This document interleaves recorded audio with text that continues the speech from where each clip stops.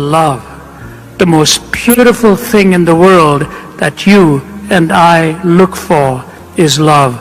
I mean, you've heard the joke, haven't you? What do you get when you hear a country music song playing backwards? Well, you get your pickup truck back, you get your house back, you get this back, you get that back. All of country music is on love and it's on romance. My wife and I have been married for 47 years. Yeah.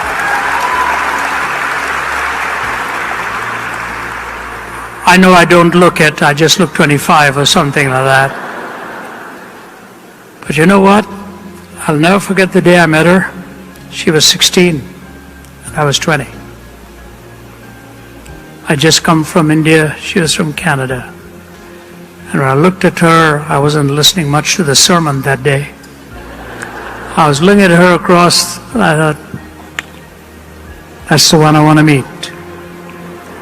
And strangely enough, she thought the same thing.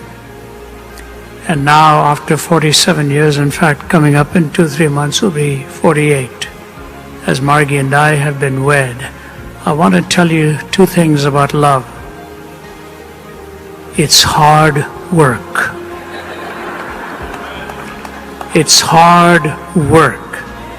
You see, when you put the ring on that finger, it is a tourniquet to stop your circulation.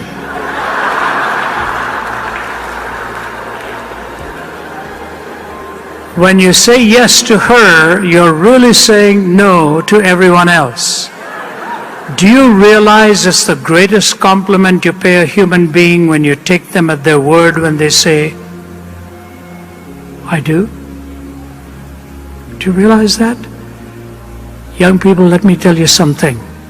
G.K. Chesterton put it this way: free love is a black and white contradiction in 2 words. Love was never intended to be free.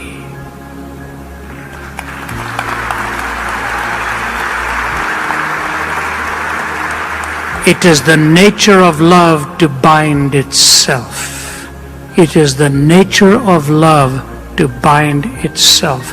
And the consummate expression is the most sacred expression of all, physically, which actually represents the spiritual consummation of 2 people saying, I do. C.S. Lewis says there are 4 kinds of love. Agape love, the love of God. Storge love, parental love, which is protection. Phileo, which is brotherly love or friendship love. Eros, which is romantic love. Agape, storge, phileo, eros. And the other 3 have no point of reference without the first. They have no point of reference without the first. You cannot really define love until you understand the one who has created you and me. For God so loved the world that he gave his only begotten Son, that whosoever believes in him should not perish but have eternal life. You cannot love without giving. And God gave to us the most precious gift of all in his Son. Love cannot be defined apart from God. And if our culture is messed up, it's messed up right here. We have no longer a definition or a point of reference for love. You love your car, you love your house, you love your dog, you love blue, you love Italian food, you love Indian food, you love your wife. Same word.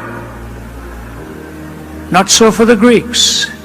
They had agape, storge, phileo, eros, and the last 3 hung on the peg of the first.